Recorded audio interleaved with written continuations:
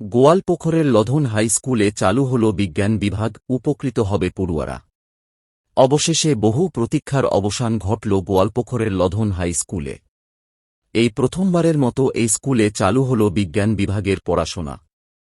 ফলে উপকৃত হবে এলাকার বহু পড়ুয়া।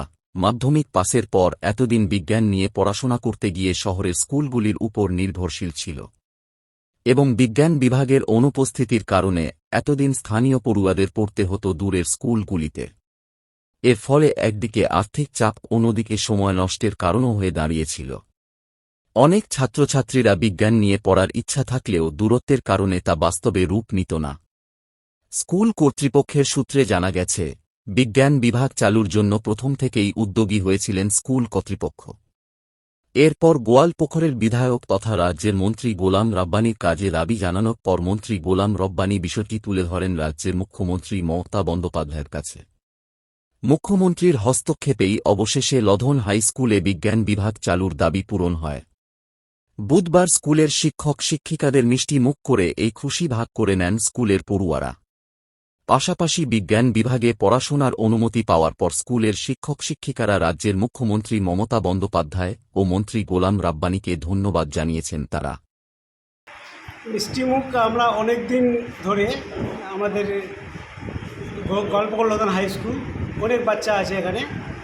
সায়েন্স স্ট্রিম ছিল না উচ্চ মাধ্যমিকে, হায়ার সেকেন্ডারি সেকশনে। তো আমরা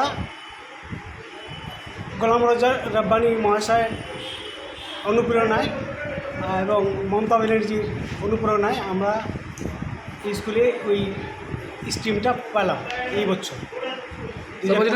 বলছিলাম গ্রাম এলাকায় গ্রাম এলাকায় আমাদের সায়েন্স হয়েছে। এখান থেকে অনেক বাচ্চা উপকৃত হবে। অনেক বাচ্চা এখান থেকে সায়েন্স পড়ার জন্য বাইরে যাচ্ছিল, এখন আর ওদেরকে যেতে হবে না। এখানেই 11-12 সায়েন্স এখান থেকেই পড়তে পারবে।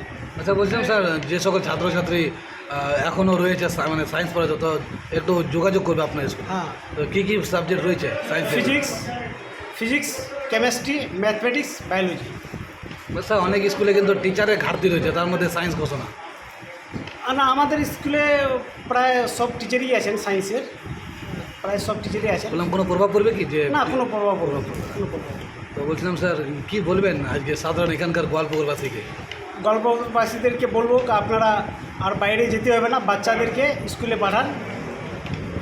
আর সায়েন্স পড়ার জন্য আমাদের এখানে অ্যাভেলেবল টিচার্স আছেন, আপনারা অ্যাডমিশন করান। এখান থেকে পড়ে ডক্টর বা ইঞ্জিনিয়ার ওরা হতে পারে। আপনার নাম? এমডি জাভেদ আসলাম। আপনি কোন দায়িত্বে আছেন? Teacher incharge, Goalpokhar Lodhan high school. হ্যাঁ, দায়িত্ব বেড়ে গেল, কিন্তু দায়িত্ব থেকে বেশি আমাদের খুশি, আনন্দ। আমরা খুবই আনন্দিত। এই এলাকা পিছিয়ে পড়া এলাকা গোয়ালপোখর। এখানকার বাচ্চারা এখানে সায়েন্সের সুযোগ ছিল না, আর্টসের সুযোগ ছিল, প্রথমে কমার্সেরও সুযোগ ছিল। এখন বাচ্চারা কমার্স পড়তে চায় না। কিছু বাচ্চা সায়েন্স পড়ার জন্য বাইরে যায়, বাইরে শহরে অনেক খরচ ওদের জোগাড় করতে হয়, অনেক টাকা পয়সার ওদের চাপ পড়ে যায় গার্জেনদের উপরে। এখানেই সায়েন্স হওয়াতে বাচ্চারা উপকৃত হবে, গার্জেনদের অনেক উপকার হবে। আমাদের এখানকার যারা লিডারশিপ আছেন, এই যে এখানকার বিধায়ক মন্ত্রী গোলাম রব্বানী, উনিও নিজেও শিক্ষক, পেশাগতভাবে উনিও শিক্ষক, এখন উনি মন্ত্রী। উনি এই জিনিসটার দিকে ধ্যান দিয়েছেন, এই কাজটার উপরে ধ্যান দিয়ে এই কাজটা তুলে নিয়ে এসেছেন। এটার জন্য ওনাকে অনেক ধন্যবাদ জানাই, যে গোয়ালপুকুরের বাচ্চারা আগামী দিনে সায়েন্স পড়ার সুযোগ এই Lodhan high school, Dharampur high school এবং পাঞ্জিপাড়া হাই স্কুলও হয়েছে, আমরা যা জানতে পেরেছি। এখান থেকে বাচ্চারা উপকৃত হবে, সায়েন্স পড়ার সুযোগ পাবে। অনেক বাচ্চা এখান থেকে মেডিকেল ইঞ্জিনিয়ারিং পড়াশোনা করে, কিন্তু ওরা এখান থেকে সায়েন্স পড়ার সুযোগটা পেত না। 11-12 পড়ার জন্য ওদেরকে বাইরে যেতে হতো, কিন্তু এখন গোয়ালপুকুর থেকেই, আমাদের স্কুল থেকেই ওরা ক্লাস 2ও এখানে সায়েন্সে করে আগামী দিনে হায়ার স্টাডিজের জন্য ওরা যেতে পারবে। এই কবে থেকে ভর্তি নেবেন? ভর্তি তো আমাদের এখন কাউন্সিল থেকে কীরকম ডাইরেকশান আসে, আমাদের ভর্তি প্রক্রিয়া চলছে, বাকি এসে প্রায় কমপ্লিট হয়ে গেছে। রেজিস্ট্রেশনের সময়ও মনে হয় পার হয়ে গেছে।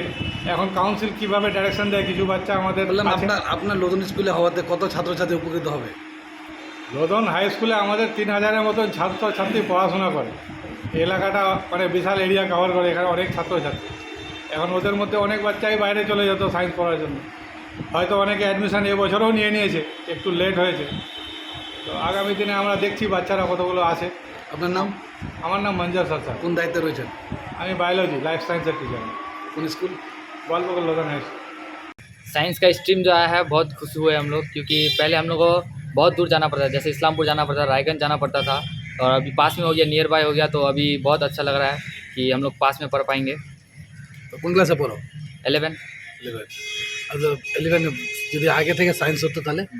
अगर जो पहले से साइंस होता तो मैं अभी 11 में हूँ, 10 के बाद में साइंस स्ट्रीम ही लेता। अभी हुआ जो साइंस लेने का सोच रहे हैं वो ले पाएंगे 11 में। আচ্ছা আগে এবার বলছিলাম যে যারা তো রয়েছে এখনো, যারা ছাত্র, তোমার যারা বন্ধু রয়েছে, हाँ, তারা তো তাদেরকে কি বলবে? और लोग को बोलना चाहते हैं कि आप 10 के बाद 11 में साइंस का स्ट्रीम लीजिए, क्योंकि साइंस बहुत अच्छा ये एजुकेशन है। साइंस का स्ट्रीम लेके पढ़ेंगे तो बहुत अच्छा ये होगा। আচ্ছা আগে যদি হতো তাহলে কি সায়েন্স নিয়ে পড়তে? हाँ, हम पहले साइंस लेके ही पढ़ते हैं, साइंस का पहले से होता तो स्ट्रीम। তো কিতনা কত খুশি আছো? हम बहुत खुश हैं। তোমার নাম? अनामुल हक, কোন সা school? Goalpokhar Lodhan high school, কোন সা ক্লাস? क्लास 11।